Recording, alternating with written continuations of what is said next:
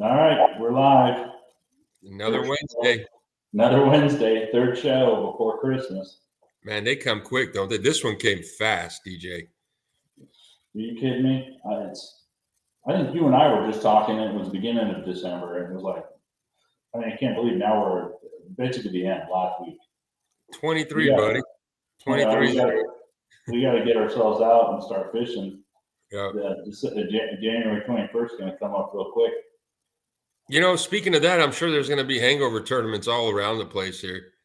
Oh, heck yeah. There's that tournament I fished this weekend, that winter trail. We got another one on 31st. Okay. So yeah, maybe we jump into one of them.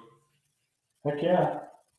All right. Well, let's get our first guest on. We got Adam Savage on tonight. We also got Chris Flint's going to be coming on about 8:40. He's a guide here on Gunnersville, but Adam is fishing the NPFL next year. He's fished it every year since the beginning, so let's bring him on. Nice. How's it going? What's up, Adam? How are you guys? We're good. That's We're awesome. sitting here ready to talk some fishing. Oh yeah, I'm always down to talk fishing. Right? Yep. Hey, so for guys, again, this is Adam. He's fishing. Adam Savage. He's fishing the NPFL next year. You fish every year with us, right? No, this year was my first year with you guys. Was it? I didn't get to go through the inaugural season with you guys. I wanted to, but I was kind of on that. I guess call it the fence. You know, I was kind of scared to make the jump. So yeah, I think a lot of people were the first year. You know, nobody knew if it was the real deal. That's what I kept hearing. If it was really going to happen. Yeah. After they took off and I followed them the whole season, I was like, man, there's no way I'm gonna get here now. I mean, it was just, and I was still shocked whenever Brad called me in August. You know, I was going through COVID and I didn't, I wasn't trying to belittle myself, but I didn't come from a huge college background or the BFLs. I was like a local level kind of guy. So I kind of threw my hat in there. I came to Wright Patman when you guys were there. And introduced myself formally to Brad and Al and Paul and everybody just to say, hey, my name's Adam Savage. I'm going to put my application in next year, so hopefully you guys will consider me. So it's kind of like I wanted to formally go there and meet him to let him know I was serious about it. So I thought that was my best chance, if anything. If I was going to have any kind of fighting chance to get in to be able to compete with you guys, that was going to be it. So I don't know if that was the end result of why they called me, but I'm glad they sure did. So I've enjoyed it this year. That was a heck of a drive. We didn't have any tournaments closer, huh? It wasn't too bad. I mean, I know to some people it sounds like it's far, but it was like, I think it was right at 7 hours from my house. Oh, that's not too bad. So that wasn't bad at all. No, that's not bad. Well, but you're in this year. I saw your video, and a lot of guys putting out videos on kind of trying to decide what they're going to fish. And when I saw yours come up, I was like, oh, I got to hit this and see what I'm fishing. Because I had no clue, which one you were going to choose. So I'm glad you're back with the NPFL. Yeah, me too. I won't be there next year, but I'll be back the following year. Okay. As long as everything works out. I was kind of on the fence. Like I wanted to fish with them, but I was trying to like step back because it's something I've been planning to fish at this level. Has been something I've kind of been planning for a few years. And so, when I was working before all that happened, I kind of set myself up as far as being able to financially afford it and kind of see where the best place I was going to get my ROI at. And I was like, where do I feel like, because I don't have any sponsors. I have sponsors that work with me on discounts and stuff, and I'm trying to earn my keep. And that's the way I wanted to do it. I wanted to kind of go in and kind of, earn it because I feel like, like you get told when you're a kid and you do stuff, you have more respect for it when you get it. Plus, I kind of wanted to learn the process as far as what these companies want. I had an idea of talking to companies from the local level, but I kind of wanted to be able to experience the whole plethora of what it was like to fish at that level, at the professional level, and try to see how, I could adapt as an angler, one, and build up some more confidence in myself, and then two, to see if I could actually really compete with you guys, be consecutive. Because, I mean, fishing all 3 days is hard in itself, but to fish all 3 days against the same number of boats is even harder. And with the guys in the league, you can't come in a day and miss. You got to have them every day. No, you have a bad day, and it ruins your tournament. It's over. And I had plenty of those. Trust me, last year was a tough one. Mm-hmm. It's one of those deals where all year long tried to do a little something different, and I kept thinking I was on the right deal, Yeah. you know, and it would be, I'd either lose some fish or it just seemed like I was just off the whole year. I just couldn't get, it was so frustrating because you feel like you're right there and you're like, I'm on something, this could be it. And there seemed to be like one little piece missing every single tournament that I just, and like I said, whether it was losing fish, I had one day, it was actually on, what lake was it on? Cumberland, I think. Yeah. And I lost 4 straight fish on a jig, 4 casts in a row. And I was just like, well, what do you do with that? I'm just like 3 different jigs too. Yeah. So that tournament too was like that.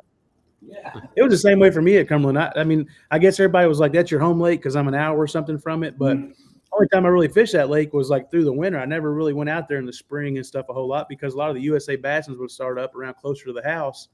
And with work, I would just burn those lakes up. But that tournament was one that I had a really good pre-practice as far as leading up to the cutoff. And then, of course, Mother Nature kind of took an effect and we got like 14 foot of rain.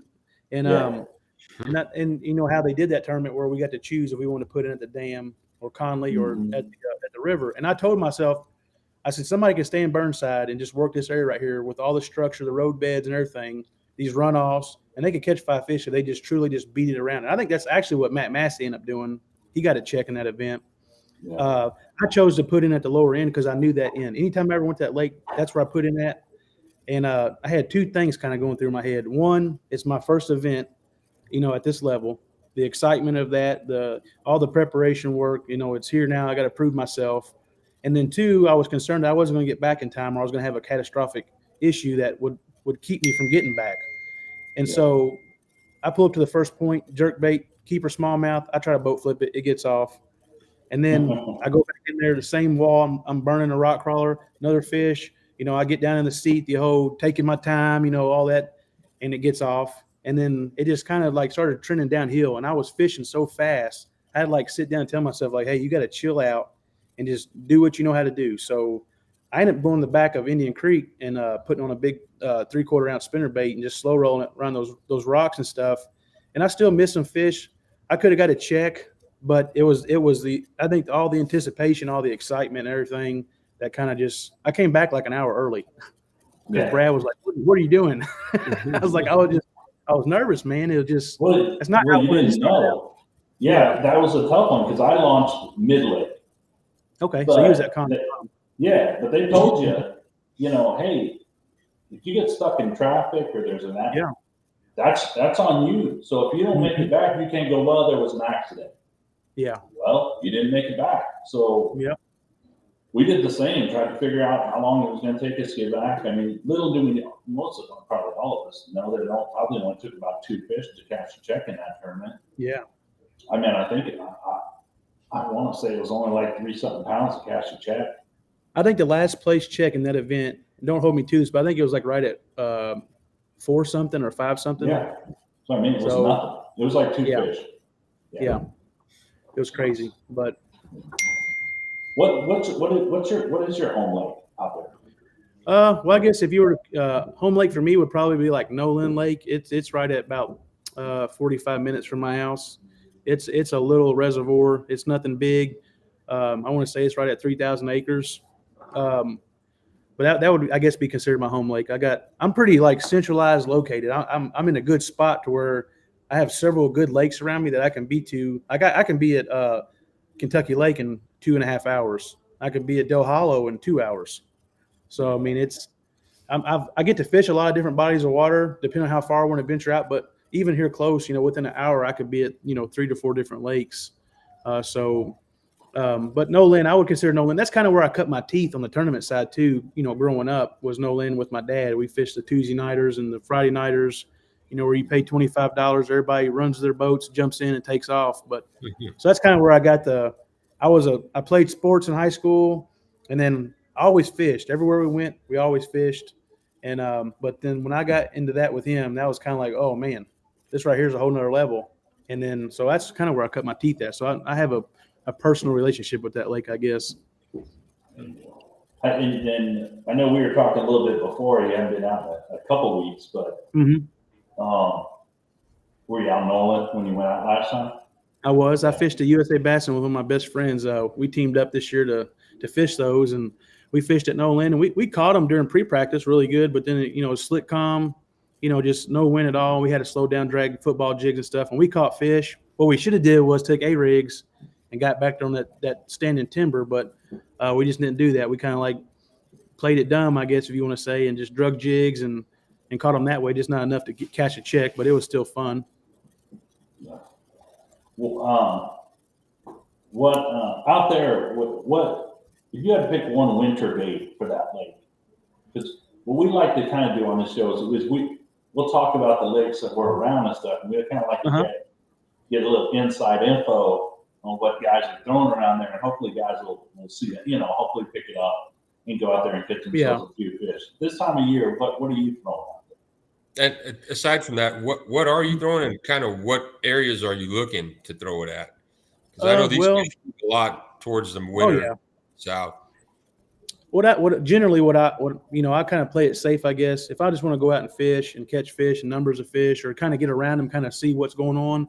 I mean, you really can't beat those, those bluff walls, those channel swing walls. I mean, pretty much textbook stuff. I usually get on those and get parallel with them and crank them. But as far as like going out there and winning a tournament this time of year, A-rigs is key around here a lot.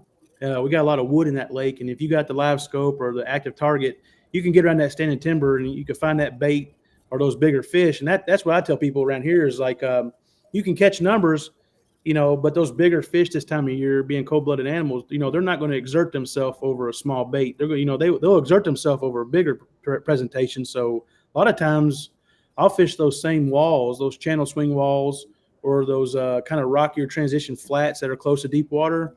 And then if I can get a couple fish in the boat, I've been I don't want to call myself a professional in it, but I've been playing with the bigger like glide baits, the triple jointed swim baits, the bigger baits like you see like Ryan Millick and those guys throwing. I don't have any confidence in those baits, but I will say that, here over the last couple of years, I've been throwing them, and I can see where those baits could be clutch if you could keep one in your hand all day and have the confidence in it, because it does pull bigger fish versus just going down that bait with like a rock crawler or something. Yeah. How many fish have you watched follow those big baits? Several Hartwell. Right. They'll come right up and look at it. Oh my and gosh, then turn around and swim away. Hartwell crushed my soul with the mag graph. No, dude, it's funny fishing a glide bait and the bigger baits, especially DJ and I from the West Coast. I'm from California originally, so we grew up throwing that stuff. But we always have a saying back home: if you're pulling them, at least you're getting to see them. But if you're pulling them, you're doing something wrong, because if they're committed, they're going to eat it.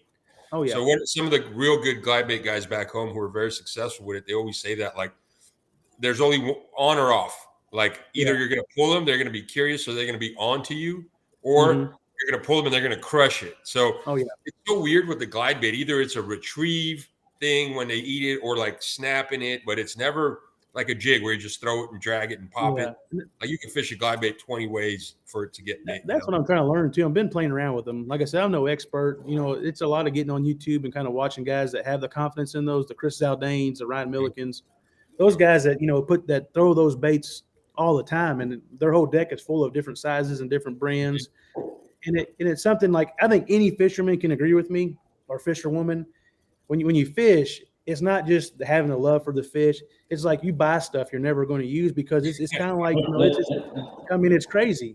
So I'm trying to like keep myself from going down too far of a wormhole, because when you really research some of these baits, it's ridiculous, the price. And where I like to fish, I'm going to lose something. And at that point, I'm going to probably take like scuba gear and stuff in the boat.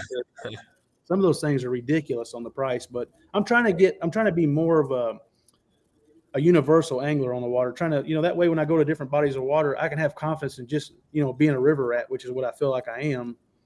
And it's kind of like opening my mind. So there's times I'll go to the lake, even during these tournaments or during a pre-practice, and I'll just make myself throw something all day, even if it's not getting any fish, but just like you said, watching how I'm working it, how that bait moves, how I twitch the rod, or if I'm pumping it, or, a certain rod, what rod works best, just kind of like, honing in on my craft. Yep. So But as far as like around here fishing, I mean, you can't really be an A rig. I mean, it seems to there's like there's a system there. You know, you can find those fish around brush piles, around standing timber, you know, around the bait, and you can throw those A rigs, and you can usually pull them. And if they don't eat, you know, following up with like a jerk bait or a smaller swim bait, a lot of times that three trio right there, you're going to catch them. But if Yep. somebody wanted to go out right now, anywhere around where I live at, they could pretty much just put a crankbait in their hand and just kind of grind it out on those bluff walls or those channel swings, and you're going to catch fish. You might go through a 10, 15 fish that are keepers and then catch that 1, 4 or 5 pounder, but it's kind of a hit or miss thing. Cool. Now, one more question, but we're in January pretty much, you know, a couple more weeks. So in that part of the country, when are you starting to look for these fish to start moving up and trying to spawn? Like I know in some areas, February, March, they're already going. Yeah. You know, what do you suggest is the best Well, time? I kind of base everything off the water temperature. You know, it's you know, a lot of people will say it's always like April, March, May, that kind of time. People around here be like, oh, when the dogwoods are blooming. You know, it's always everybody has their own Say saying. here. Yeah. So, That's what I yeah, wanted to it's ask. like, yeah, it's I kind of just go off. It depends on what body of water I'm on. It seems like every lake's a little bit different, and Mhm. you know, and I tell people times, you know, like if you have a blackberry kind of winter to where you don't really have a whole lot of cold nights and stuff like we've been having here lately, and you get farther in the year, I mean, if that water temperature is right, those fish are going to start moving up. It could be into February, the first week of March.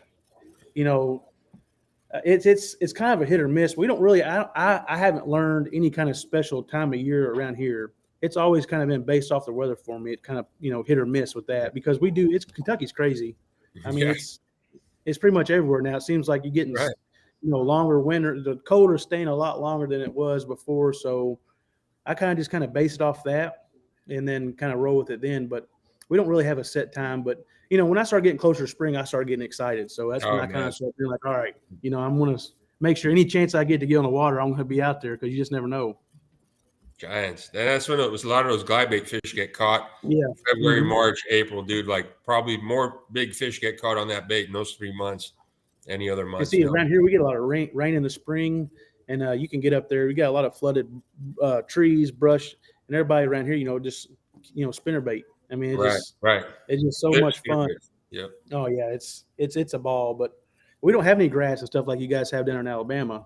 Okay. So it's I mean these fish are not like the southern fish where you got like the Florida strain and stuff. These fish are they can do a lot more than what people think they can do in the colder temps.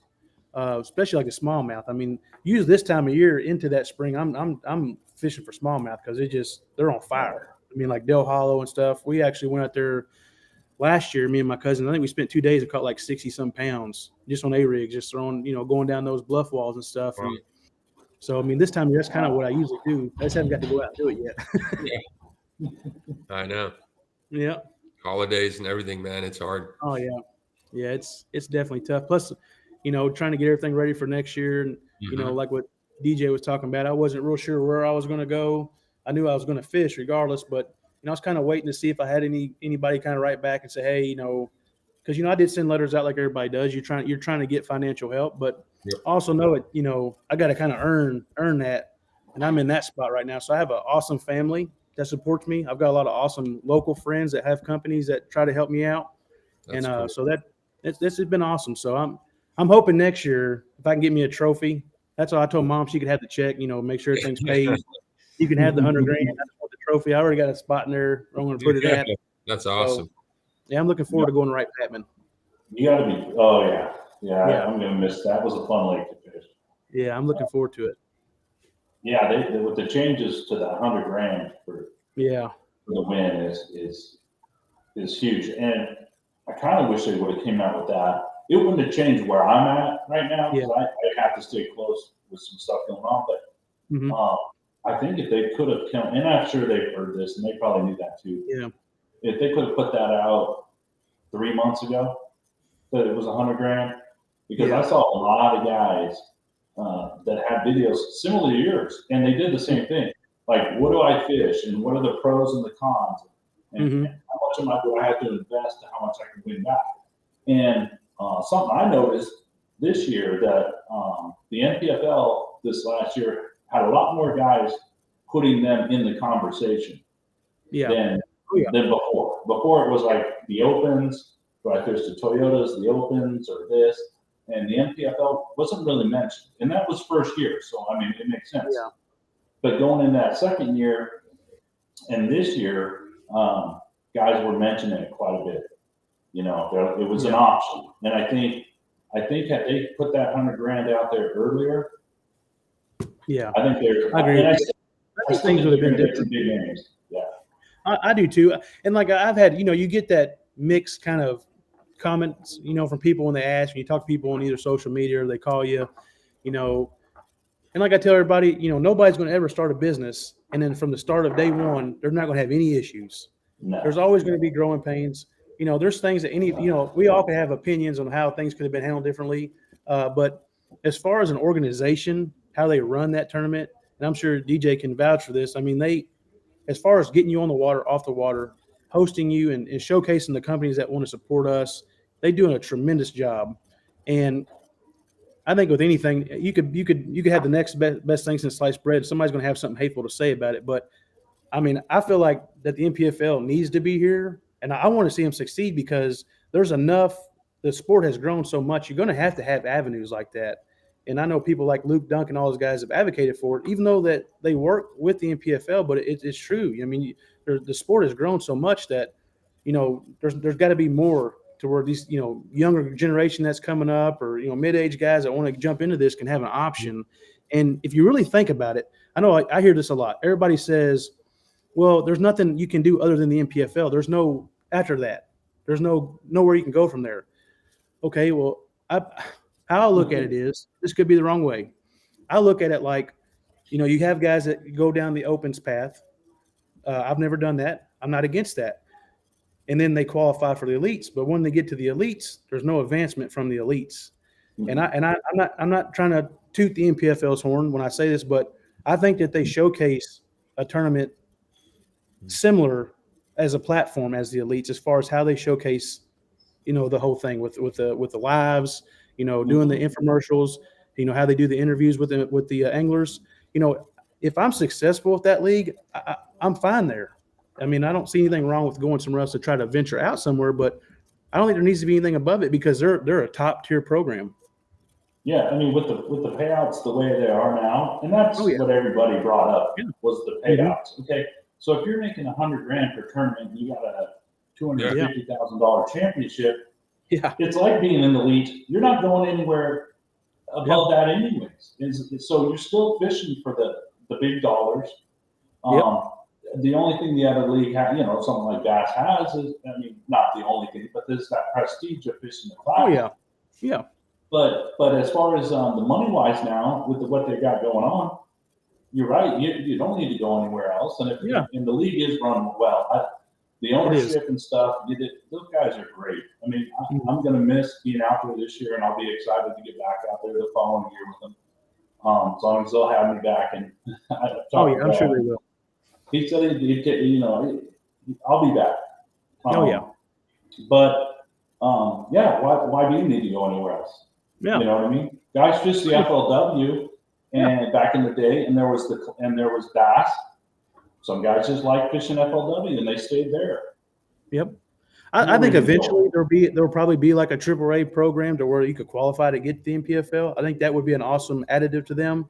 Mm-hmm. But it's just kind of like the guys that we're trying to get. They're either they have the sponsors or they're successful. They've created businesses and they've never really got a chance to pursue a dream. To fish at this level. This is, Brad and Michelle and everybody that does all the work they do with them on the league. They're kind of like opening the door saying like, here, you can come here and compete at that level. You're going to get the same kind of payouts. We're going to advertise and do the same kind of format for you guys. And you don't have to go through that whole process. I think eventually there's going to be a process to get there. And that's kind of what I've weighed out too. Like, hey, yes, I'm paying for my season, have a little bit of financial help.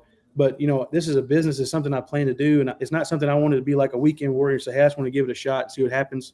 That's the start of it. But this is something I'm passionate about. I want to continue to do it, not only on the water, but off the water for companies. I want to be able to, work for these companies at shows, do stuff on and off the water for them. So I was like, if I invest my money here, I feel like I have the best chance the way they showcase the anglers and everything. You know, you got a smaller group of anglers. Nothing against the BFLs or the Toyotas, but you might be competing against 300 people. Yeah. So I feel like this is my best investment for my ROI. This is where I feel like I'm gonna get the best return on my money being spent. So, I mean, that's just my opinion. Like I said, I'm not downing any other organization because I fished them and I enjoyed them, and I still fish like some BFLs and stuff. So I enjoy all of them, but I just feel like this organization is somewhere that in the next 5 years it's going to be hard to get into unless you go through a program to an advance to them. So No, I agree. Get in now and start us out of the shelf now, because really, that you know, there's a definite learning curve to oh yeah, it's going from we'll say, you know, going from pro-ams and, you know, stuff like that to getting out and fishing these things. And it takes a while, and you know, and depending on where you're from, West Coast or East Coast, you know, you're fishing different kind of water and stuff too. Yeah, you know, you're fishing unfamiliar places. Oh yeah, and I've heard people say, like, you know, things about the league where they feel like the caliber of angler there is not there. But if you look at this year, we had 3 guys that not only fished the NPFL, but they fished the Opens, and they're going to be in the elites next year. 3 guys from the league that are going to be in the elites. So if you think that the guys that are paying this money, even if it's, call it what it is, mommy and daddy's money or whatever, you know, it seems like in bass fishing, we try to downplay each other so much, but it's so serious. I don't know why it's so serious anymore, but I mean, the caliber of angler is there. Like, if you think that these guys can't catch fish, I mean, you're wrong. Yeah, there's hammers out there. Let's put it like that. There's hammers. You go out there and you can't slip up. Nope. You know, you better get on them. You better find them, because if you're not, you're just going to get buried. Absolutely. You know, there are hammers. You know, it's all these anglers taken from across the United States. This is not one little state that's taking their best anglers. This is guys from all across the country that come out that are hammers in their regions, and they fish well here. And guys that traveled before. There's, like you said, guys that have fished the Opens, guys that fished. We have guys that fished the FLW tour when it was around. Yep. So yeah, you better be ready. You better be ready. These guys will put it on. Oh yeah, they definitely will. Now, quick question, Adam. You know, you mentioned in the beginning how the first tournament was all full of emotion and intense, and you fish enough of them now to where you kind of got it down a little better. But one thing I wanted to just ask you, and for some of the younger anglers who are getting into the sport, and when you get in, you're excited, you want to throw this and that. Now, after fishing the season, what percentage of your presentations are more on, for example, do you fish more reaction throughout the course of the tournaments? I know the season, you know, the conditions vary, but, you know, generally, are you relying on finding fish and picking them off, or are you just jumping around and spending a lot of time fishing faster to succeed? Well, this year we're on one lake that I've ever been on, which was Cumberland. Never been on the Great Lakes. So there was a lot of learning. And what I did was at the beginning of the season, I created portfolios for each of the lakes. Okay. And, I looked up old tournament history, weights that it took to win.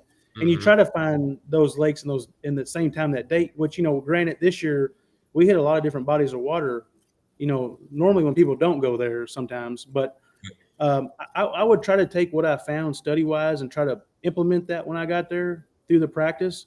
But I will tell you, it seemed like I always kind of went back to what I knew as far as, I fished what I was confident with. I didn't try to make myself or force myself to fish a certain way. Like if we were at Watts Bar, for instance, everybody at Watts Bar, I'm not saying everybody, most people at Watts Bar associated that lake with Chickamauga, and they were trying to catch those fish ledge fishing.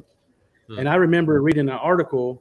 There's a local pro there. I cannot remember his name for some reason, but he wrote an article about that lake and said that, hey, everybody associates that lake as a ledge lake, and it's not. It's a dock and laydown lake. Not that you can't go on those ledges and catch those fish. Right. And so at the beginning of practice, I try to do that because I seen a majority of the field that was out there scanning and, looking, had the bent neck thing and they're casting out. And I was like, man, I can catch these fish. So I kind of like, I'm not going to do that. I'm not going to force myself to fish this way. I'm going to do what I know. And I threw a Texas rig and went to hit these laydowns. And I just stuck to that, and I was able to catch a check at that event, which built up some confidence because it was one of those things I kind of had like a a moment to myself on the water, which I've had many of those this year, where I'm like, if you can't do this or you can't do that, you can't compete with these guys. You got to like, you can't. Right. You're gonna be scared to stay on the porch like at the Great Lakes. You know, I kicked myself in the butt because I know I could have got a check at Saginaw, but when the event started, I was too scared to run across the water.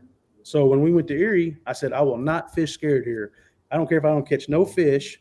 I'm going to force myself to drive across this lake, and I'm going to build up the confidence because I can't do this. You gotta, if you're going to play at this level and you're going to beat the big dogs, you got to like step it up. So as far as like baits I use, I feel like I'm kind of like a broad spectrum fisherman. I like to throw reaction baits like crankbaits, spinner baits and stuff. But it seemed like most of the tournaments, I would kind of go back to what I knew. Just like at Erie, I tried to do the offshore stuff. I couldn't really figure it out. You know, I was, like I said, I was building the confidence up on like getting out there and being able to have my sea legs and all this stuff because it is different. And when you're fighting those smallmouth and they're jumping and they're 6 feet above your head because you're in a 4-foot roller, it just is really different. And so I ended up going back into the harbors and I got on an amazing frog bite. Caught 5 fish every day, and I think I finished. I want to say at the end of it, I was like in the 60s. But if you look at those weights, that's another thing. Like that shows you the caliber angler because the weights are always tight. Sometimes people are missing check by like 2 ounces. It's never a huge deficit, in that first portion of it. But I mean I try to do what you see other people do on the water. Kind of play the same role, but I always kind of went back to what I knew. I mean, I kind of was like, well, I can't do this, so I'm gonna, I guess, fish safe. But I could tell a huge difference in myself, like coming back from that and coming here to these home lakes and fishing just for fun or for like a little tournament, and I break the water down totally different than I did last year. Okay. From the year before, like the amount of confidence I've built because of the amount of hours of screen time I've got this year. Being able to just sit in my seat, knowing that I got 8 days here versus, I got a Friday that I'm fishing this tournament. Right. I spent a lot of time idling in my boat and learning my graphs and, picking stuff apart, playing with the gains and, and what I like my setup. So I can tell now when I get to a lake, there's just a huge more amount of confidence in myself just from this first year that, is I can tell I've adapted as an angler on the water. So it's been great, learning. I think, you never can be too old to learn stuff. So, I try to pick up on what everybody else is doing to try to learn from them. And then I try to kind of just adapt it to my own where I feel like, hey, I could take this and use it this way and it works for me. So, but I can't remember like a certain style bait that I used for the season. It was kind of like a plethora of stuff, It was, just doing you fish your strengths basically. Yeah, just kind of when it got tough, I just went to what I was good at. Like when we was at Saginaw, I was scared to get on the water. I could have made 10 grand there. I have every bit of confidence in myself to know I could have made 10 grand there. I let the water dictate how I fished, and I stayed in the river. And didn't have a very good day the first day. Had a good day the second day, and then the third day was crap again because I felt like I was beating up the same territory. And I knew the whole time I was fishing, I was like, you might as well put your boat on the trailer. You're out here messing around, you're not doing what you should be doing, that voice in your head. So, and that's another thing I built up confidence in, actually like listening to what, my mind's telling me, like, hey, this is what your gut's telling you to do, just go do it. And a lot of times it pays off. So a lot of people, it's all between the ears. I mean, I don't care. You can have the best electronics, everything. You could have the nicest, newest, brand new boat, $50,000 worth of electronics. It ain't the boat or the electronics. It's the angler. And a lot of times we beat ourselves up and, the fish don't bite because of us, not because they're just not biting. It's just that we overthink stuff. And so I try to I don't know. it's just a mix of emotions this year, but I'm really looking forward to next year just because of the amount of confidence I've built up this year and the lakes we're going to next year. That's I feel like it's going to set up for me a lot better. Yeah, that brings me. Somebody asked in the chats, like, what lake are you looking forward to next year? Someone asked. What's your is it? Right, Patman. I got to go there when you guys were there last year. I rode on Cortland Williams' boat to be his camera guy, and I had to sit on my hands because I was like, "Holy crap!" There's some monsters on that lake. Gosh, she went with me. I said, "I'm almost tempted to go home, and when they get done, take my boat down there just to fish." I lost a monster on the final day of that tournament. I mean, a monster. Yeah. I was looking for, when I did see that, I was looking forward to that lake too. I think it'll take 3 days. It'll probably be 60 plus Maybe pounds 20. for 3 days. Yeah, easily. To cash a check, yeah. Someone, if it fishes anything like it did last year, you're right. Someone's gonna come in with 19, 20 a day Oh yeah. on that lake, no problem. I mean, they're there. There's some monsters on that. One thing I don't like is all the snakes. I'm not a snake guy, so Oh, neither am I, man. I saw a couple of them out there too. yeah. Wait, water moccasins, Oh, man, cottonmouth. everywhere. Everywhere, dude. Yeah, In the you see all that trees. buck brush and they blend in, so like you Yeah, can't that's see them. right. Yeah, So so when you hang, and there's a lot of buck brush in there, so when you hang something, and you Here gotta go comes back snake. in there, you're looking, because then snakes are in the trees. Just break it off. Screw it. I'm telling you, I don't play with them snakes. I tell people if I found a boat there, I'd walk across the water like a lizard. I'd be back at the boat ramp. But that's the one I'm looking forward to the most. I'm actually excited about going back to Saginaw too, to be honest with you. Now that I've built up this confidence, I feel like I'm excited to go back there just for myself to see now like how I See what approach you that. figured out. Oh yeah, because the fishing there is ridiculous. If you got out there and fished the grass or whatever, I mean, I believe you could have Texas rigged a Cheeto and came in with 5 fish a day, but they were just so thick in there. Nice. Listen, Adam, we got, I got another question for you real quick. It says, favorite go-to bait when things get tough and fish are being picky? I get, again, it depends on the lake, but like a jig, I have a jig tied on year round. I'm not opposed to being, even if I'm fishing offshore, and I see fish or they're not chewing. I mean, there's times I'll flip a jig out there just to see, but I say a confidence bait for me is a jig. I'm a close contact kind of person. So a lot of times around here and in the past, and that's why I'm trying to kind of adapt myself. But I seem like when I get into a pinch or I kind of get like locked into where I'm not catching them, I'm a river rat and I'll take my boat to the very back of a river, but confidence bait for me is going to be a jig. That's my favorite thing. I love slacklining fish. That's why I'm looking forward to going to Wright Patman. I love watching that line bounce and then being able to reel down and try to give them a chiropractor adjustment. That's my favorite. I try to bring lips up to the boat when I say, yeah, buddy. Heck yeah. You'll be able to slack on it through there. Oh yeah, I can't wait. Since you're talking about being a river rat, now where I'm from, Neely Henry, Coosa River. Okay. So the way that these lakes set up is, it's all about current. When you start moving current, it starts biting through it. It's good. If not, like the lower lake will be tougher. Now, how do you prefer to fish a lake like that? Are you most of the time going to go upriver and fish laydowns and brush on the banks compared to down lake? Is that kind of? I will. I'll fish a lot of like structure. I'll try to find those eddy areas. Okay. And a lot of banks around here, because we have a lot of red clay, softer ground, those undercut banks. I love, skipping a jig. A lot of people look at a bank and just think it's right there as the end of it. And they don't realize that some of that goes up in there a little bit. So, skipping a jig and those undercuts. I mean, I've had people be like, look at me funny, like, why are you throwing that jig so hard against that bank? I'm like, dude, it goes back there like a foot or two. I'll take and pan my live scope over there. And I'm like, those fish will sit right there. And then they'll ambush, as those fish are coming down through that, either wind current or natural current or whatever. But I usually look for structure. I love flipping bushes, docks, any kind of structure. But that's the basis of what I look for when I get into a river. Those eddies, if I like when we was at Saginaw, I fished an eddy there under a bridge, and there was 3 or 4 other anglers that had just beat that area up. And there was just something that stuck out to me, and I seen it, and I caught 15 pounds right in one little area you could have put a basketball in. They were just stacked. Was that the first bridge, right?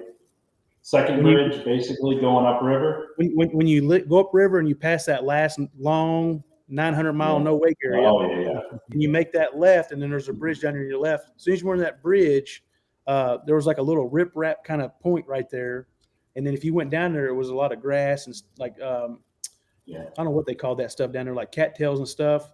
But there was one little spot, and when I pulled in there, I came off. I was idling in. I turned the boat off, walked up to the front of the deck.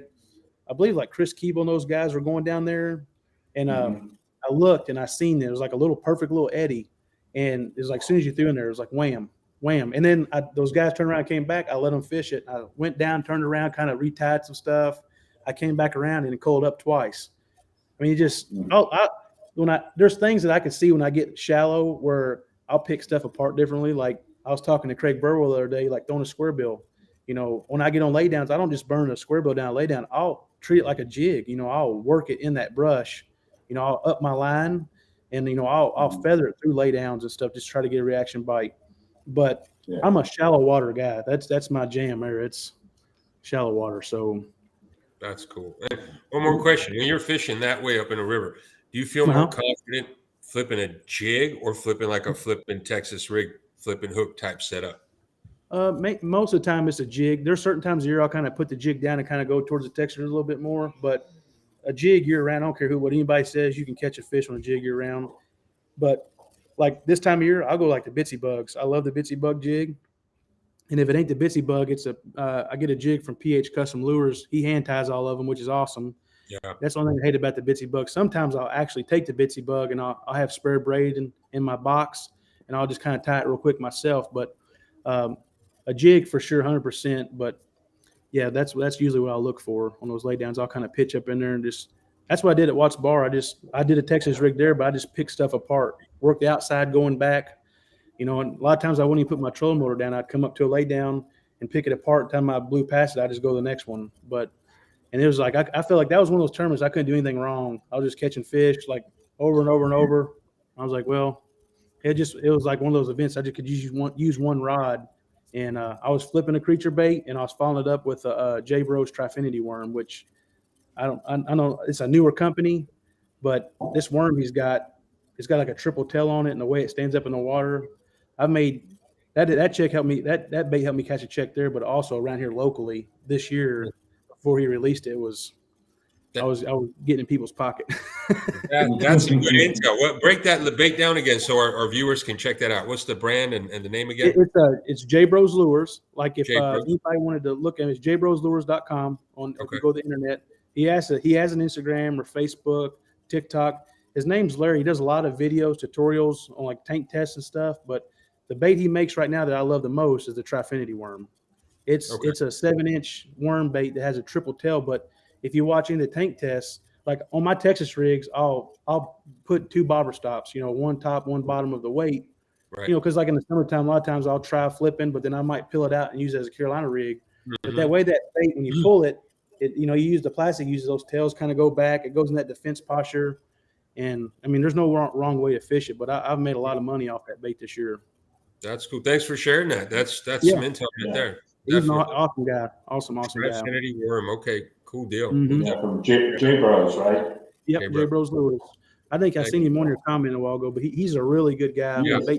He's based out of Louisville, Ohio. So, but he's got like those northern guys. He's got a tube I used at Lake Erie, a little 2.75 tube, and his tube is totally different. It's not the traditional tube and then cut. The tails are all individualized, and when it's in the water, it all stands up, and those little tails are like all dancing around. It's crazy. Wow. So, yeah, it's crazy. We'll all check that out. You know how we are. Yeah. If you're fisherman, you're gonna. I just say I've got so much stuff. I got so much stuff in my garage right now I'll never even use. There's just so much stuff down there. It's 6-inch. Yeah, there it is. Cool. Yeah, that's awesome. Well, we got. I know we got Chris on deck here. Adam, we appreciate you coming on. You're more than welcome to hang on if you want. We can put Chris on. You can stay on with us if you got questions. Yeah, you can ask him too, but let me get Chris on. Sounds good. Adam, you'll hang with us, and we'll talk to Chris. Let's get him on. Here. Okay. Let me switch up what we got here. Chris, I got you on. All right, what's up, everybody? Hey, how are you guys? This is good. So this is Chris Flint. He's a guides here on Lake Guntersville. So Art and I are going to pick your brain, that's for sure. Oh, yeah. But so what we like to talk about on the show is kind of some what's going on the lake, maybe some tips or something you could give out to the guys, and just kind of what's happening on Guntersville and what do you see getting ready to happen on Guntersville. So when guys come out and fish, maybe they got a little bit of an idea, because I see stuff on some of the Facebook stuff where guys coming to Guntersville, and it's constantly, guys, what should I be throwing? What are they doing? And no one knows probably better than you. You're out there all the time. Yeah, I think it's interesting because, I got a partner that practices with me or helps me look for fish too, but I think I bring something different to Gunnersville. I've been guiding here probably full time for 3 years now. I've lived in Gunnersville for four.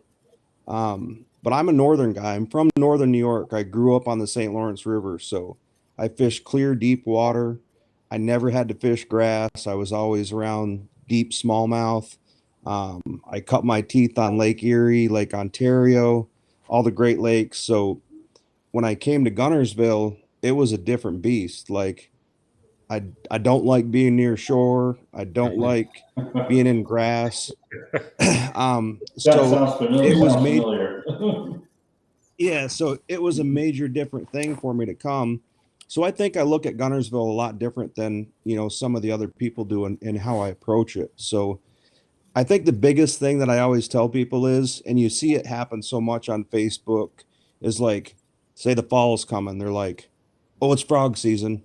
Like, when's the frog bite start? Like, they think all these things should happen because of what they've seen in the past. And that's not the case anymore. Um, and the best example of that is when that Toyota Series championship just came here in the fall. And all those championships, and that's how I got down here. I qualified for the Toyota championship in 2017 or something. I came down and I fished Gunnersville and I was close to being able to retire. When I fished Gunnersville, I fell in love with it. I'm like, I know where I'm moving. I moved back home, sold all my stuff, retired, and moved to Gunnersville. That tournament was won flipping. And it's no secret that Miracle Mile by the BB Comer Bridge, that's where there's so much money that's been won on that strip. But the years since I've been here, I've seen things change. When I talk to some of the old time guides, the hydrilla is starting to go away. The eelgrass took over. Now the eelgrass is starting to mix with the hydrilla. It's putting shad in different places. And so when that Toyota championship came, I had a feeling like it's not going to be won in that grass. And everybody was up there running those grass lines, flipping and pitching. And Yeah. look at the top 10 guys, how they did. They were all out on that live scope in that deep 20 foot of water, targeting single big fish. And just about, so I was a camera guy. They hired me to run around. I followed those top 10 guys, and it was interesting to watch how it was finally won in a different way. Nice. Just super cool. It's changing, and I don't think we're actually dialed in on the best fish because of how Gunnersville is starting to evolve. I think a lot of these fish are starting to suspend and live out there, and if you can figure out how to catch them, those are the guys that are going to catch big bags of fish now. Yeah. You think that flip and bite, it's obviously still there, but you think it's transitioning into a little something different. Yeah. Something in between the ledge fishing and the flipping fishing. Yeah. Yep. Do you think Go that's ahead. because I mean, you can. Go ahead, Adam. What's that? do you think that's because of the amount of pressure that's on Gunnersville now, being that it's kind of like a sought out after lake to fish, that those fish are adapting because of all the pressure? I think there's a lot of, and you can see it on the live scope. I think that pressure is putting those fish, it's putting those shad in different positions, and they're just adapting to live in that open water where they roam and they don't have to get pounded by these baits all the time. I mean, granted, in the summertime, you can still come into a grass flat. When I was guiding, and we'd have days where it was 50 fish, 80 fish. The most I did in a 6 hour trip was 98 fish in a 6 hour trip in the summer. But they're all 1 to 2 pounders. I mean, the lake is full of fish. But when you catch that many fish, if you catch 100 fish in a day in a grass bed and not one is over 3 pounds, you're not in the right area for big fish. Right. Yeah. So those fish are living somewhere else. Yeah, that makes sense. That makes a lot of sense because it's funny. DJ and I are not from here, so when we started fishing the lake and trying to figure it out, I the first several times I was out there by myself, I went to the south, deeper water, rock, and trying to relate to stuff that I'm familiar with. Now, funny thing about that is one of our Spear Point pros, Richie Gonzalez from Mexico, he fished, on the international side. in that championship. And I went out there, fished with him. We caught some frogfish and, practice and stuff like that. But he ended up catching a big percentage of his fish throwing an A-rig in the South and targeting fish that were actually in 20-foot, 15-foot, because he just couldn't make it happen in the grass. So, I mean, a lot of guys who were just stuck on that way of flipping in the fall, flipping and frogging, I think they're really overlooking what these bigger fish are doing. You're absolutely right. Yeah, and I think when you look, the great thing about Gunnersville is, like Adam loves to throw a jig. You might love to throw a frog. I love to throw a drop shot. Like, it doesn't matter the time of year or what it is. If you have a technique that you like to do, you can do it on Gunnersville. I mean, that you can drop shot, you can throw a jig, you can throw a crankbait, like all those different techniques. There's not a lot of lakes in the country where you can go do those all at the same time and still be able to catch fish. Right. And good fish. And I think that's why a lot of pros move here and live around here, because it's that type of lake where you can practice your skills all the time. If you're not good at one, like, today I'm going to go out and drop shot. Tomorrow I'm going to go out and flip a jig. Right. The next day I'm going to go out and crank. And you can do that all in the same week and still catch fish. That's awesome. Yeah, that's true. Or you can run down to, one of the things I like about this area is that you could be at so many different lakes so quickly. Yes. I'm starting to like Smith Lake a lot, only because not only, but it reminds me a lot of our stuff out west. Yeah. Not as much grass, rockier stuff. So it fits, the way I've been fishing for so long, a little better than out here. But trying to figure this grass and stuff out here, I'm doing the same. I'm still trying to fish the same way I fished back there. And I fish drop shot in Gunnersville a lot, which, like you said, people probably go, oh, it's Gunnersville, big bait, slipping, frogging. But Art and I will go out and I probably do that drop shot 70% of the time. I'm Gunnersville. That drop shot, like in the spring for me, like that's my go-to bait when I'm guiding. I can put it in the client's hand and we can throw it out in that eel grass and drag it through it, and them fish hook themselves and they can catch them, Yeah, absolutely. And the lake is weird. I know I saw you Friday. I was going out pre-fishing, and you were telling me that Buddy Ears went out 3 days in a row and blanked one day and caught 50 fish the next day. And then I said he caught like 6 the next day.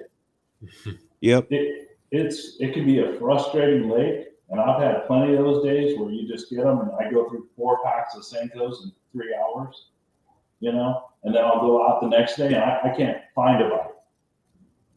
It's and that's what you see people come down. They're like, they'll go out for a day, and well, what these fish do is they roam now because of the eelgrass. They never sit still in that eelgrass. They're just them shad are constantly moving. So somebody that's not familiar with the lake, and I did it when I first started learning here, is they get out, you get on a little patch of eelgrass and like, boom, caught them, 3-pounder, 4-pounder. Oh, we caught it. Okay, there's some fish there. I'm going to guide off that. I'd line up 10 spots. I'm going to guide off. I'd run back out there the next morning, fish that little area, gone. Never catch fish, never get a bite. Like, one thing you have to learn here is you fish areas. You learn how to track those fish and you learn how to see how they roam. Electronics for me is a huge thing. I practice it. I preach it all the time. At the very least, when I'm going out looking for fish, I got to find some of that bait. Like, I'm not so much worried about if I'm seeing fish. I got to find that right bait to know that I'm in the right area to try to catch fish here. Yeah. And and with your guiding stuff, you do some, not just guiding, hey, let's go out and do some fishing and put people on fish, but you do electronic guiding trips also. And I went out with you one time and did one, just to see what we could dial. Yeah, I do. Yeah, I'll do a regular 2-hour stuff lined up for people and learn what to look for and try to identify fish when we see them on the graph. And then I'll do a 4-hour trip, which I combine, like we'll go out and scan and try to find fish. And then we find them, we'll try to set up, try to catch them. And that just gives people the confidence that when they get on their own graphs, they can try to catch fish. You asked that question today about how the bite is and what's going on out there. We ran out today. If you run out to any of these bridges out here right now, you'll just see wads and wads of shad going through. And a good way to get good on your electronics and practice and see what's going on is you get around these big bait balls. And if you have live scope active target, you work through those and watch how these fish swim through them, watch the different types of fish that swim through them and try to catch them. And I don't care if you're catching junk fish from white bass, yellow bass, drum. After a while, you learn to recognize what these fish were. So today we sat out on the bridge on 69 for about 4 hours and we found big wads of bait, and you would see this bait kind of wall up and it would be getting pushed by, if you looked at it, you would think on the graph that it was bass. And some of it may well have been, but 90% of it out there was drum, and it was pushing these walls of shad around. And so we sat there for 4 hours and we probably caught 20, 25 drum from 3 pounds to 10 pounds, white bass, all these mixture of fish. And we got used to seeing what they look like when they swim through. And after a while I could say, there's a white bass or a school of white bass swimming in. There's a school of yellow bass swimming in. There's drum swimming on the bottom. So, as I try to teach other anglers stuff, like even though you're not catching bass, get out there and practice on other stuff and put that stuff down and realize what you're looking at, because it's just going to make you better. And in the end, we caught like 20 some drum, and we finally caught one largemouth out of that whole big mess, but it was about a 6 pounder. So it was good, but there just wasn't enough in there if you were doing a tournament, Mm-hmm.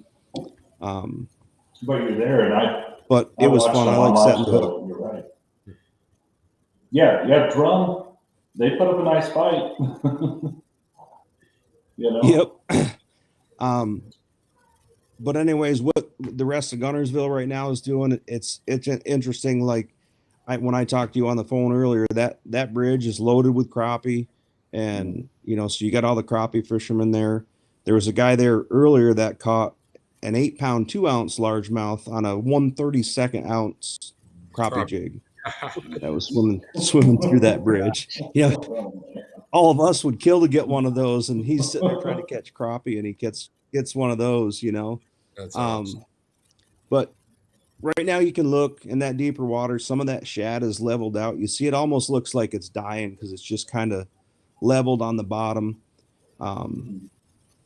You can still catch fish on Gunnersville any way you in 20 feet of water, or you want to go in a foot of water and burn a trap, throw a shaky head in deep water. The problem is they're just all spread out. So you really just gotta, as long as you're around some shad, you'll pick some off, but it's just not grouped up. Yeah. Do you think you think this cold water will start grouping them up? We're supposed to get some cold weather coming up. You think that's going to get them going? Yeah, this stuff that's coming right now. I mean, I think if you ask any of the guides that are out there, they're just kind of chomping their feet. Our fall really didn't get like it should have been. Normally you'll have a really good November where you can get on an early trap bite and catch some really good ones, and they never grouped right. They never got on that trap bite good, and we just need this cold to come in. It'll group them up. It'll put them in them ditches, and that A-rig will come on fire. The trap will come on fire. I mean, they're hitting the A-rig right now, but you throw it all day and you'll catch 6. And I'm not going to throw that A-rig all day to catch 6 because my neck and shoulders can't take it. Now, Chris, real quick question. A lot of guys watching are from this area, and everyone's anticipating this cold snap, and it's going to be a bad one. So going forward, the week after, how do you anticipate locating these fish in these conditions, post-frontal like that?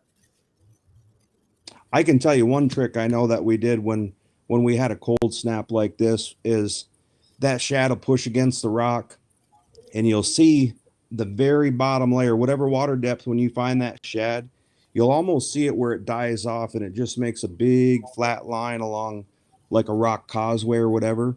Mm-hmm. And when you find that dying off shad, we would throw that A-rig out there in that shad, and we would actually jig it back, not reel it, let it fall down to the bottom like the shad, and just pull it up. And those big ones will just suck that A-rig in when it comes by them. That's awesome. It's going to get good. I'm excited for that because it's a similar thing. I was at Logan Martin several days ago, and I found some fish, and they weren't eating right. So I actually put a fluke on a jig head, and I was snapping it off the bottom. I was around shad, similar stuff like that. Now, aside from the A-rig, things like that, you think would be productive over there for how you're describing, dropping flukes or baits, Yep. Like that big largemouth we caught today. We were throwing a 3/4 ounce Daracoup, and we would just drop it down, let it get on the bottom, pull it up a couple inches off the bottom, and just hold it still. And the fish would swim by, and it would come up and look at it, and you just barely twitch it, and they'd eat it. There you go. And you could tell everything's just getting lethargic. Water temperature was 50 on the surface, but I mean, them fish are freezing cold down in where they were. Well, that's considerably colder than down here in Nakusa. We're still 55 the other day, 56. Really? Yeah. So you guys are ahead of us by a couple of weeks at least up there. Yeah. That's cool. Good to know. Yeah. Yeah, because we need to get back out there. Yeah. Next week, I mean, aside from going to Wadawi a lot the next, few weeks, but we got to get up to Gunnersville and have some fun. I have a feeling next week a big giant's going to come out from somewhere, and might as well be on the water looking for one. Yeah, all my biggest fish I've ever caught in Gunnersville has been December, January, February. Yep. Any of the 7s or clients that have caught an 8, it's all been December, January, February. Granted, a lot of times you might not catch a lot of fish, but boy, when you catch one, it's normally a good one that time of year. Yeah, we're excited about it. I know a lot of guys are excited about this cold front. You'll see a lot of boats out there next week. They know what's happening. Yeah, I mean, the next week it's going to warm up. So yeah. Yep. I mean, that's what they say about Alabama. You just wait another couple of days and the weather will change for you. That's what I tell my buddies. You go into GTO and it's either, oh man, they're not biting at all, or then the next day like, oh, they're eating, they're chewing today. It's changing all the time. There's no consistency. I see somebody on your comments here wrote that the blade bait is killer on Logan, and I don't know if a lot of people use that on Gunnersville, but that's one of the ones that we always have tied on this time of year. And I mean, some days we can just reel it like a trap and they'll come up and get it out of the grass, and other times we'll just chuck it out there and let it fall. But man, a blade bait's one of them good ones on Gunnersville too. Right. Yeah, I heard last week, talked to another friend of mine, a guide up there, Jason Whitehead, and he said that they were doing good on a blade bait too, Daracoup specific deal. So it's not a secret. A lot of guys up there throughout the years know you're gonna have to throw some kind of tailspin. I mean, the old little Georges back in the day have changed to Daracoups and this and that, but it's the same concept. Something that looks like a bait with a blade on it, and it's going to get you bit this time of year. And a lot of people that come to Gunnersville or travel out of the area, they're trying to figure out what they want to catch fish. Like I figured this little trick out when I fished like the Toyota series. The first time you ever go anywhere and you get to a town, go right to the tackle shop. You don't even have to talk to people. Just walk around and see what isn't on the shelf. Right. And you'll know the baits that you got to get. That's right. And same with, I mean, there's no line to that when you walk in and that whole one row of Daracoups isn't there in a certain color, and the one color of Senkos isn't there. Like pretty easy to figure it out. There's a reason. Yep. That's a good way to figure. I've done that a few times on these lakes that I've never been on. You go in and I got in the habit whenever I travel somewhere. Yeah, there's a whole rack of something missing. You're like, what was there? So you read, okay, oh, I see what it is. Okay, and you go over to different bait, same type of bait, but a different maker, and sure enough, that one's all gone. But you look and you go, same color. So, when they don't find that one specific, they just go to the next maker, same color and everything, and take that. So that's one way to figure it out. Well, that's awesome. But any of these people coming down here or just trying to get out and fish, the best advice I can give them, if you're coming down on a vacation to Gunnersville, you spend all the money to come to a place and try to catch fish. Take one day with your buddy and hire a guide. It doesn't have to be me. Just look and make sure the guy's good and it's going to entertain you. Spend that $300 or $400 and learn how the lake acts, learn how to catch a few fish, and then spend the rest of the week. I don't know how many times I run into somebody like, oh, we're down here on vacation. We've been here for 5 days and caught 2 fish. Well, Right. you spent $1,000 in lodging, you brought your boat down and all this stuff. You could have spent an extra $300 at the beginning of the week and got yourself set up right. But I guess some guys just don't want to eat their pride, Yeah, dude. You know what? It's funny you're saying that. I agree, and I'm gonna tell you a quick story. Being from California, I grew up going up to Clear Lake as much as I could, fishing that, and you learn stuff on your own, right?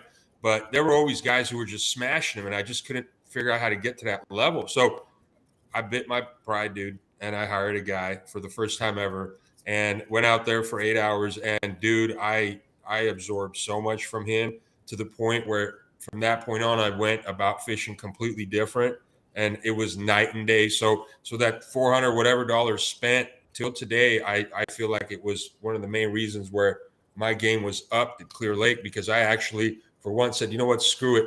I'm gonna give in. I'm gonna go, and I'm gonna ask for help and get some advice. And dude, till today, it's been one of the best guide trips I ever had, because it completely changed how I fish the lake. So I agree to what you're saying. It's a tool. It's guys like you live there, that your full-time job is to locate fish. So it's probably the fastest way to the best intel on the lake. It really is. Yep. Yeah. The problem is us in a whole as fishermen is we're human and we're creatures of habit. So Correct. you always reflect back to, well, I caught them like this, and you go do it. And it's Right. hard when you start going different places to break that cycle. So when you go with somebody new and do something, you break that cycle. It makes you better. Mm-hmm. Mm-hmm. Yeah, you and I, when you and I went out and we went over my graphs, I told you, I think I have them dialed in. I was like, but anything extra that you could teach me, and you did, I picked up some stuff, and we were only out for a couple hours that day.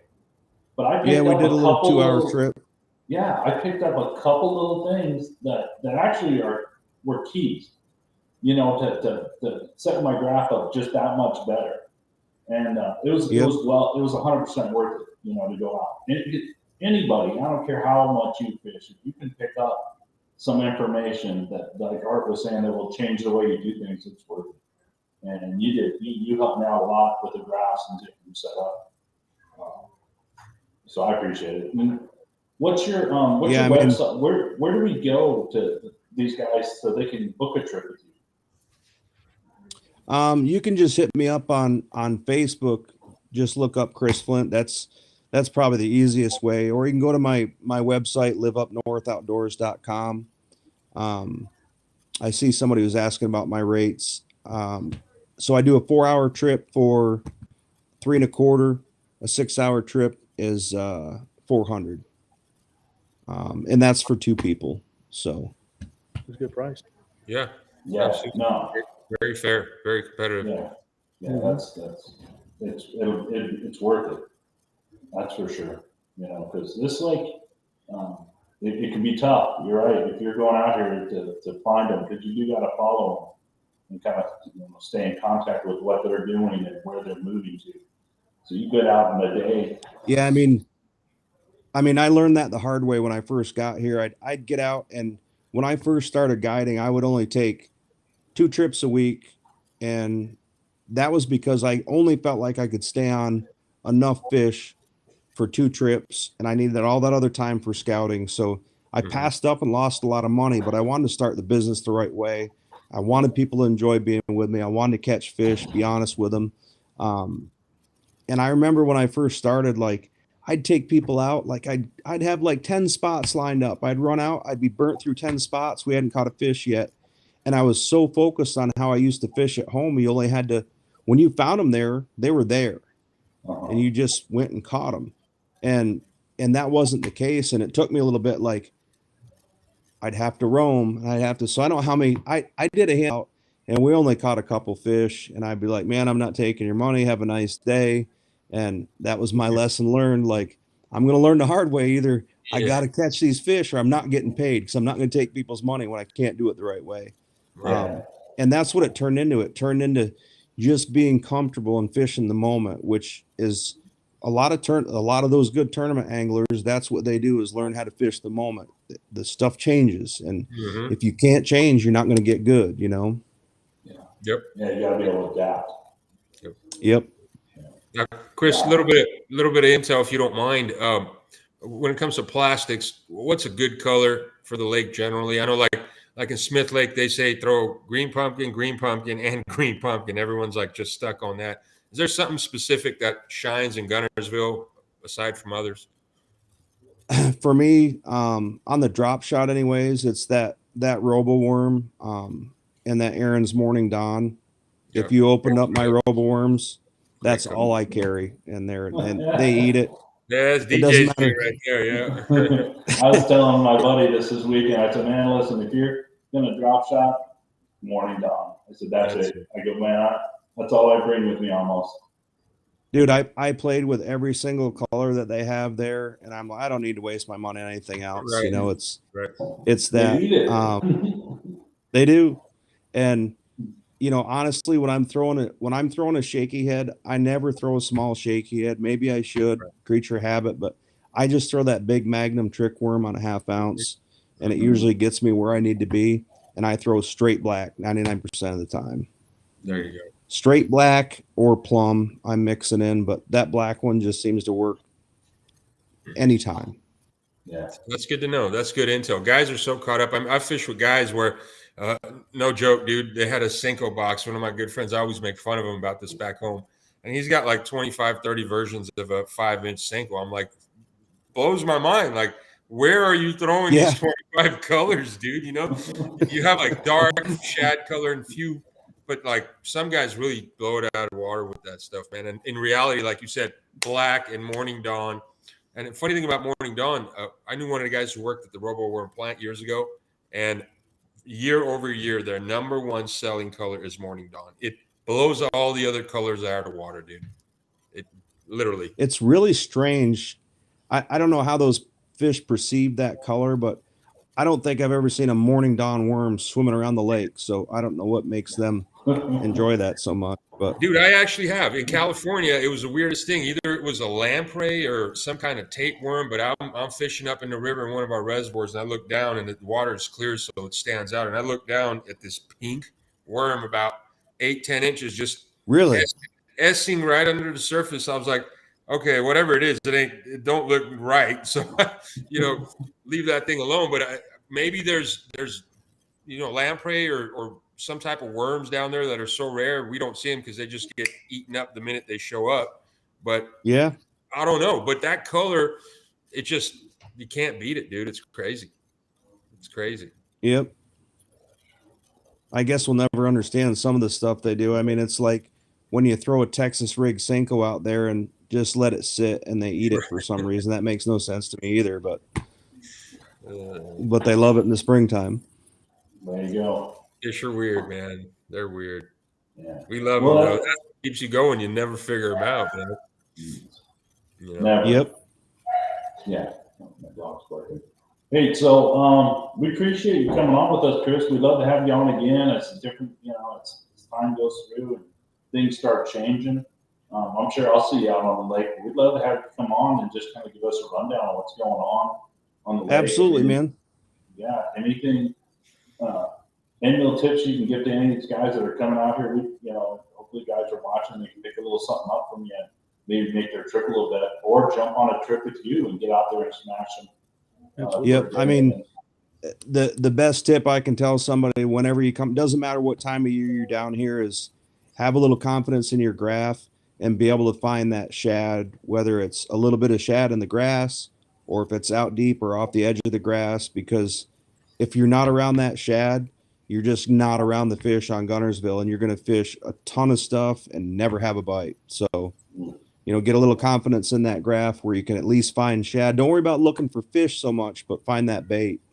Yeah. So if you find that bait, those fish will be there, right? they'll be there. And then I'm not saying that they're going to bite. They'll be there, but at least Well, you're around a higher that's percentage right. area where you might get a bite. Yeah, because we pulled up plenty of times ledge fishing, and you see 50 of them, and you just cannot get them to go. And you're looking right at them, going, "Man, what's going on?" Oh yeah, that's mind blowing when you see that jig coming down through 50 fish Yeah. and they just never touch it. Never Frustrating. Yeah. Yep. We've done that a few times being out here, and it drives you nuts. But then the next day you go back to that same point and you smash them every cast. Yep, Why? that's why you Who always knows? that's why when you're driving around in Gunnersville, you always check every spot you drive by because Yeah. you never know when they're gonna light up on it. I think I told Art that one of the first times we went out fishing. I said, "Dude," but I said, I haven't fished this lake a lot, even though I've been out here for a little bit. I said, "What I've learned is let's just keep driving until we see them on the ground." I'm like, we can't just stop and start fishing and hope that we're gonna. Let's just keep looking, and then once we find them, we'll see if they eat, and if they don't, we'll go look for some more.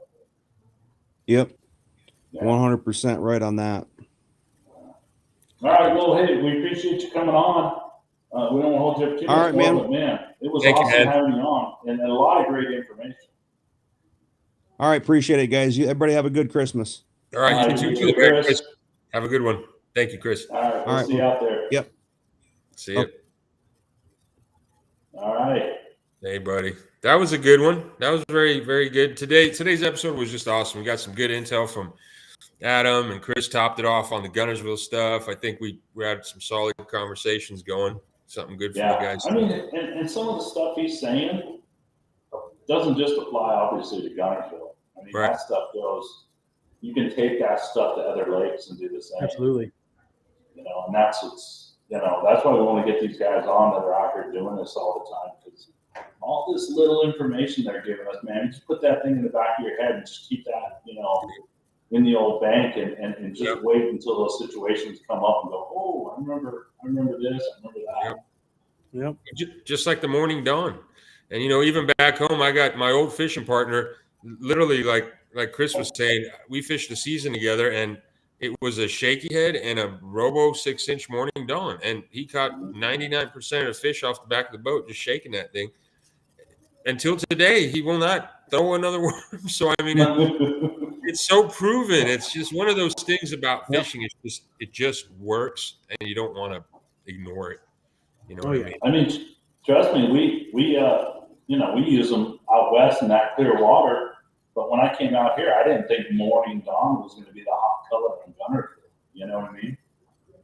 Yeah, 100%. But for me, it has. I mean, I'll throw that sucker all day.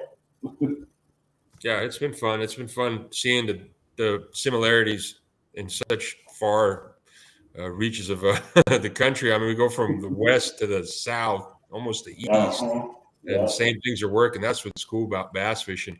And it's one of those things too, like some of the podcasts I was on back home, like the Bass Report, we were talking about some of these things because they had Jeff Crete on one episode, and I asked him, I said, what were the differences? And it's funny, there were a lot of similarities along with the differences, when shaky head fishing and worm fishing compared to California to what Crete does over here. So it's cool seeing, even though things are different, but you're still going to find a lot of similarity, which is cool.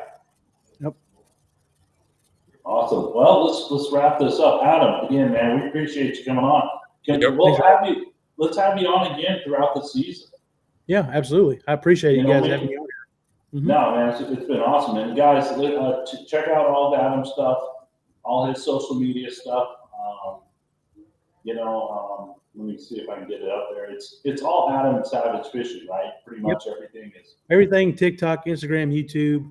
And like next year, I've got my YouTube has not been consistent. So that's my goal next year is to film more of the, I guess, what you don't really get to see a whole lot of, just true 100% fishing. So it's going to be edited, but I want to do a lot of, I like to interact with people too. So like I've had guys like send me messages like, hey, I'd like to see this or I'd like to see that. So I'm going to try to do more of that next year, but everything on social media is all Adam Savage Fishing. All right. Awesome. Check it out, guys. And we'll get with you maybe after your first tournament, and you can give us a recap on what happened and how it was, because I'll be excited. I'll be watching this year. Yeah. So I'll be watching you guys. Hopefully I get to see you on live. And we'll just give us a rundown of how it was, what you did out there to catch. That'd be great. Awesome. great. Thank you, Appreciate Adam. I appreciate it, buddy. Thank you. Awesome, man. Nice meeting you, Adam. Thanks for You your too, time, Art. brother. You too, sir. See you around, brother. All right, you too. Yeah. Good night. All right. DJ, That was good to awesome. show. Yeah. Hey, man, real quick wrap up. Let me just share some info about Neely and Logan for some of our local guys. Okay. You know, with the rains coming in, we had a lot of current coming through it's all muddy, but some parts of the lake, for example, Neely, upriver is real muddy. The arms that come off the main body are clear because you don't have current pushing, you know, all that mud through it. You go halfway up the arms, you got clear water. Water temps are low 50s, mid 50s. There is a worm bite. I've been catching fish at Logan, fishing a shaky head, like a 6-inch worm on a 1/4 ounce shaky head, and like a brown orange kind of worm, like a craw color, you know, like Alabama craw color. So that's been working. There's a crankbait bite, and there's a good reaction bite, like chatterbait bite, red chatterbait or blue chatterbait around the docks at Logan Martin. That's all working. Small crankbaits, I caught them on like a rock crawler type, like the John Cruz Spro crankbait. I caught a couple on those. That's really working. But that's all at Logan. Logan is fishing good. There's good fish there. 3.5 pounds biggest fish. But Neely's Neely. The current's running through it. I talked to a couple guys who've caught fish in the current up by the bridges. You know, the current breaks and stuff do have spotted bass in it. But the reason I was asking Adam some of that upper river fishing he was talking about was because I've also talked to guys who've gone maybe 2-3 miles up river from Gadsden at Neely and caught fish flipping the trees and the laydowns. You'll go down some banks that have 40, 50 foot trees that have fallen into the water. So what will happen is you'll see the branches like the first 5 foot of the water, but there's still another 20 foot of tree going underneath, and you can pull up there with your live scope and you can see them actually positioning off the branches, dude. And you throw like a fluke or something, but it's got to be something slow, because I've been actually throwing a weightless fluke, standard 5-inch fluke, super fluke on our 4-aught Spear Point 4-aught, and I just watch it fall on the live scope, and right when it gets to where I see them, I'll start shaking it and twitching it, and I'll get bit.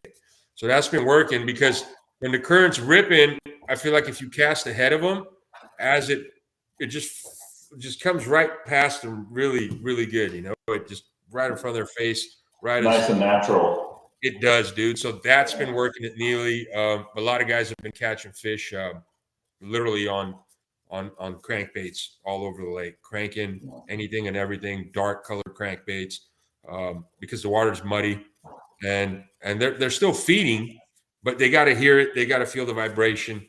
Only reason the worm bite's good at Logan is because some of the water is still clear in some of the arms, and you can spot lock off areas that are like 12 foot deep and catch it, like 5-6 fish within 20 minutes. And but Logan has more fish. Logan just fishes better. Neely's a tough lake, always been a tough lake, but it's going to get cold, dude. I'm excited to see what next week's going to bring to the area, because it's finally going to get it into that winter mode, and there'll be more predictable. It's like they're still in that transition, even though we're in December. Yeah, they're in limbo, dude. They're totally in limbo still. There's fish. I found fish that are deep, like 20 foot. But then I find some fish that are like in 5 foot off flats. So it's weird. But it seems like with all the rain coming, the current is just good, because you'll have a whole day of current, and it's good current, and it's ripping through the lake. I mean, you'll be all the way down lake and it's still ripping. So it's helping position them, set them up right. But when that goes away, with the rain stop, then it's a whole nother lake. So you're just going to have to get on there and figure it out all over again, dude. It's crazy. And then, with this cold weather we got, who knows how much it's going to drop the temp in the water. Honestly, DJ, I was thinking about this the other day. If we get to the water, let's say this weekend, even after this freeze, right? Because this thing's going to be tomorrow, the next day. So Thursday, Friday, Friday, Saturday. So if we show up, let's say on the water Saturday or Sunday, and we have surface temps, 45-degree surface temps, I'm going to be excited, dude. They're going to be – what'll happen is There'll be like a shock. There'll be like one day of kind of shock because it's cold, you know. Mhm. By the time they realize it's like, okay, this is sticking, then they're gonna really group up. Like Chris was saying, you'll pull up to a ditch, there'll be 30 of them, you know. So Yeah. I'm We excited. found some of those ditches this Saturday, but it was Yeah. cold. Yeah. Man. It was You know, cold outside. Water temp was still 53. yeah, that's what I'm saying. It needs to get into the 40s one way or another. Yeah. And once it gets there, it'll change the lake. You know, change a lot. And guys who are cold water fishermen are looking forward to this. I know I'm looking forward to going and throwing a glide starting next Yeah. week. Yeah. So that's I'm gonna be looking fun. forward to just kind of, well, I mean, it's so different out here. I get into winter and I'm ready to slow down. You know Yeah. what I mean? Like fish super slow and stuff. But, you know, they're eating crankbaits in 3 feet of water still out there. Yeah. You know? Well, dude, I'll tell you what. When we go to Wadowee next couple of weeks to practice, if I catch 2 fish in any of these practice days over 3 pounds on that glide that I've been throwing, honestly, we're gonna have to put some game plan together where that's something that has to be part of our day because it's gonna take Well, 2 bites. And hey, check it out. There's standing timber and stuff, you know. So whether it's an A rig or a glide or something, but I feel like wherever there's lakes that have standing timber, Smith Lake, wherever, you know, mhm. you're going to have bigger fish positioned off it. Yeah. And they're territorial, like Oh. big spots, dude. To check it out, big spots in Shasta, they'll be like an area where there's 20 trees in a cove coming out of the water when the water's low, and they're all old pine trees, right? They're like there's the tree is sitting in 50 feet of water, and it's still got another 50 foot of tree exposed, right? So what will happen is these big spots will pull into these coves with these trees, and one will pick each tree and will hunker right next to it. So what will happen is if you time it right and you go into a cove with like 10, 20 trees and you just pitch or fish or glide bait or whatever right by the tree every time, you'll go through an area and catch like 3, 4 3-pound spots or like 3 or 4 or 5, fish for 15 pounds. You're like, what the hell? So trees hold them. That's a fact. That's right. Going into practice for Wadowee, I'm excited. Yeah. We're going to be out there. Yep. Hey, I got up here, and I don't know if you can see it, but let's talk Spear Point just for a minute. I got your guys' December deal up there right now. Oh, yeah. I didn't even see that. So we've been running this for the tackle shops for the website. Whether you buy from Tackle Warehouse, any website, Sportsman's, whoever, $75 proof of purchase gets your free shirt. Some cool new shirts we got on the site for this promo. So it's $75 worth of product. Right. You have to buy, and you get the free shirt. Yeah, you just get on our site. It's a little deal you fill out. We send it to you. There you go. We hook it up. Well, we got some other stuff coming next year too. So there'll be some interesting stuff being released Christmas Eve, Christmas Day. We'll look out for that. All right. We'll make sure we put all that out too. So. Yeah. It kind of got leaked. I'm still not going to say nothing because we have to officially release it. But if you know kind of deal. We got a newer guy who joined our team from Alabama. But wait for that on our social media. We'll officially announce that here coming up. Hey, you guys, check out the Spear Point hooks, on Facebook and all that. Check them out. If you haven't tried them, if you guys haven't tried the hooks, and I know we probably said this a million times, give them a shot, and you won't go back to the other stuff. Trust me. If you love throwing a drop shot, you won't go back. And with all the new stuff, you like flipping the Fury hook, use it once, you won't go back. Yeah. So check it all out. The Fury's special around here. It's already built the reputation together as well. Cool. I know next year, when flipping season comes, I know it's by then so many guys are going to be throwing it. We're going to have to throw some kind of Spear Point flipping tournament out of GTO. You know how they do like snack proof stuff, snack proof frog only. Honestly, and guys, let us know. Message DJ or whatever, whoever's watching or listening. If you would like to see a Spear Point Fury flipping tournament at a GTO waterfront next year or Goose Pond, wherever, maybe we could do a series of them, one at Goose Pond, one at GTO. But flipping only, flipping the Fury flip hook, great prizes, good payouts, and just have a fun tournament like the Snack Booth Open, maybe once or twice a year. But that's something we're talking about doing. It'd be fun. Yeah. All right, well, guys, we're gonna sign off, and Thank you, buddy. I'm not sure if we'll do one next week. We'll play it by ear next week if we're bored. I know it's the holidays and everything, so if we can get one in, we will. If we can't, we'll let you guys know. Honestly, what would be cool is, I don't know how our schedules plays out, but if you don't have much going on next Wednesday, maybe we can get out to what Dowie do. And then Oh yeah, film- no, I get it. Yeah, we can film a definitely get out next week. we just film a little bit out Yeah. there, and then attach that to some of our other stuff, and then we'll do that. That'll kind of be, All right, let's do it. yeah, we'll figure it out.